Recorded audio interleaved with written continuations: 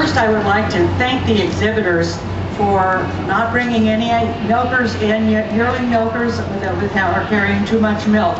They all feel absolutely the way they should, and I want to just caution everybody who's showing milkers today that if they're carrying too much milk and they can't walk or they're distended, I will discriminate because they take points for being able to walk, and also it just is an unkind thing to do. So these are all absolutely perfect, so thank you on behalf of the ghosts. Starting this lovely class of LaMancha Yearling milkers with the doe who goes to the top fairly easily. She's really lovely young doe. Going over the doe behind her, she's got a very wedge-shaped body, and so she appears to walk uphill to her withers. She stands extremely well, feet and legs very strong.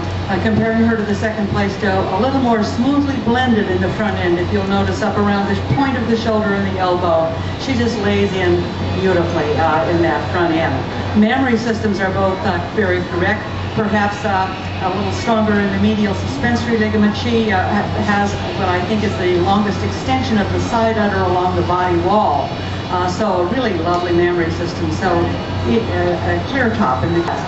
Then obviously some close placings that I was changing at the last minute. But this second place doe, for one thing, she's very flat-boned and open in the rib. And she is a little more correct than the two does that she moved over in the front legs as she moves toward me, with a more correct carriage of those front legs, more appropriate use of the knees as she moves toward me. She also excels the does in length of the side attachment and depth of the mammary system. And I'm talking about the shape, not how much milk is in it. So she's really got a deep udder. She also, when viewed from the side, has a very long and level back. So another nice doe going over the doe behind her for that advantage, both in general appearance and the mammary system. And then 3/4 in a closer placing, both of these does have correctly shaped mammary system. The third place doe is a little stronger in the medial suspensory ligament. She also has an advantage in general appearance in being more angulated in the rear legs. If you'll notice from the side, you can see more nearly level over the loin and rump, more correct in the angulation to the rear leg than the fourth place doe. 4/5 for an advantage in general appearance. She's just a little stronger in the feet all the way around and has an advantage there in strength of bone over the young doe in fifth place, who's very dairy doe, very open and angular, and with the correct mammary system as well, which is carrying her over the sixth place doe today. So she is more smoothly blended in the front end than the sixth place doe. She's also carrying her mammary system more ideally in the balance and symmetry when we look at it from the side. Is more correctly placed under the body than is the sixth place doe. 6/7 for an advantage in general appearance. She's stronger in the feet. She's showing more strength in those rear pasterns today.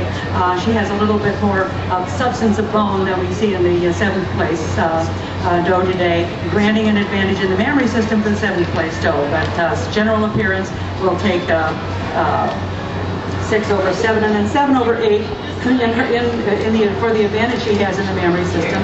A little more correct in the carriage up into the escutcheon area. She's also more nearly level over the back in the area of the withers, and as a little more desirable in the angulation to the rear legs. And then 8/9 for her advantage in the mammary system, showing more capacity and more correct shape and attachment to the fore udder than we see in the doe in the end, who would be commended for her dairy care.